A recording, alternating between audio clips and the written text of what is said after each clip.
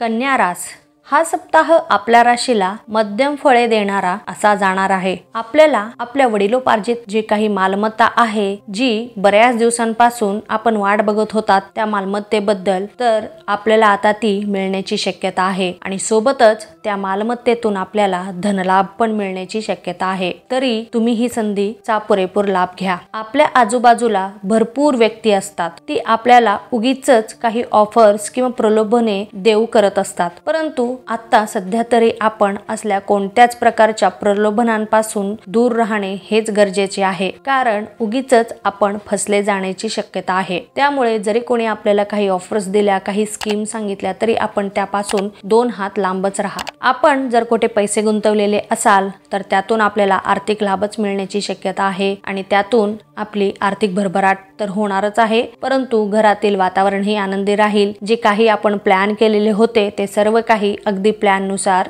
होण्याची शक्यता आहे। आपल्या परिवारजनांची काळजी घेणे महत्त्वाचे आहे, कारण अचानकपणे आपल्या परिवारामध्ये काही समस्या उत्पन्न होतील तेव्हा काय करावे सुचणार नाही आणि म्हणूनच आपण आपल्या कुटुंबियांच्या आरोग्याची काळजी हे आधीच घेणं खूप गरजेचं आहे। आपले ज्या काही संपत्ती अथवा मालमत्ता असतील त्याबद्दल सतत जागरूक राहण्याचा प्रयत्न करा, कारण कधी काय कसे आपण फसविले जाऊ हे कोणाला सांगता येणार नाही आणि त्यामुळे आपण सतत अलर्ट राहिले पाहिजे। व्यावसायिक वर्गालाही काही नवीन करार करावयास मिळण्याची शक्यता आहे आणि त्यातून त्यांना त्यांच्या भविष्यामध्ये नक्कीच लाभ पण मिळेल। सध्या जर आपण कुठे गुंतवणूक केलेली असेल तर त्याचा तुम्हाला लाभच मिळणार आहे आणि सोबतच आपली जी काही प्रतिष्ठा आहे मार्केटमध्ये ती पण वाढण्याची शक्यता आहे। तरी तुम्ही जे काही करण्याच्या विचारात असाल ते नक्कीच करा। नोकरी करणाऱ्यांना जर कोणी सरकारी नोकरी करत असेल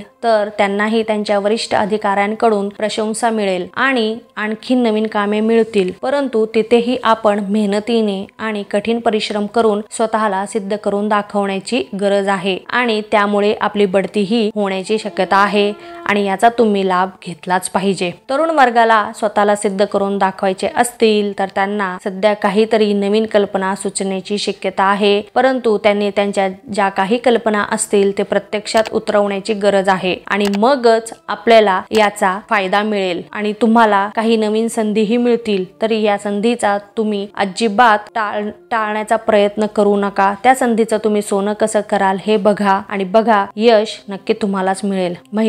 महिला वर्गालाही हा महिना शुभ संकेत देणारा असा जाणार आहे। जर तुम्हाला स्वतःचं असं काही वेगळं करायचं असेल तर जरूर करा, हीच ती योग्य वेळ आहे। सोबतच आपलं आरोग्य सांभाळणं हे पण फार महत्त्वाचं आहे। विद्यार्थी वर्गाला जे काही त्यांनी त्यांच्या भविष्याबद्दल किंवा स्वतःच्या करिअर बद्दल ठरविलेले आहे त्या मार्गाने आपण अधिकच परिश्रम कराल आणि आपली एकाग्रताही वाढेल आणि आपलं ध्येय स्पष्ट होईल। याचा तुम्ही पुरेपूर लाभ घ्या। ज्येष्ठ व्यक्तींना थोडी शारीरिक कुरबुर सतावेल, त्यांनी आपल्या आहाराची योग्य ती काळजी घेणं हे जास्त गरजेचं आहे। योग्य वेळी आहार घेणे आणि योग्य वेळी नित्याचे जे काही व्यायाम आहे, डॉक्टरांनी आपल्याला जे काही सांगितले असेल त्याचा तुम्ही अजिबात निष्काळजीपणा करून चालणार नाहीये। एकंदरीत पाहता हा सप्ताह आपल्याला मध्यम फळ देणारा, काही अडचणींमध्ये येणारा किंवा काही लाभही देणारा असा जाणार आहे, तरी तुम्ही याचा पुरेपूर लाभ घ्या।